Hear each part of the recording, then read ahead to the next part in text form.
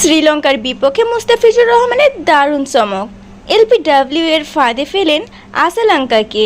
সজোরে আবেদন ছিল বাংলাদেশের। এই যাত্রায় সাড়া দেননি এম্পিয়ার। রিভিউ নিতে বললেন মুস্তাফিজুর অধিনায়ক শান্তকে।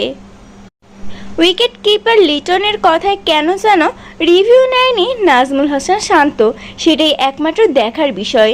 দর্শক, তৃতীয় ওভারে শেষ বলটির ঘটনা।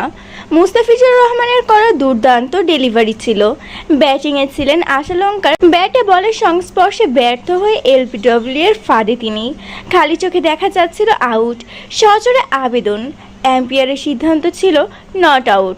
নিরুপায় হয়ে মুস্তাফিজুর গেলেন এম্পিয়ারের কাছে। ইংলিশ না জানা মুস্তাফিজকে জিজ্ঞাসা করেছিলেন এম্পিয়ারের কাছে। হয়তোবা তিনি জানতে চেয়েছিলেন বলটি তো সঠিক লাইনেই ছিল, তাহলে কেন এলবিডব্লিউ হলো না। তবুও থেমে থাকেনি মুস্তাফিজ। দুর্দান্ত বোলিং করে গেছেন তিনি।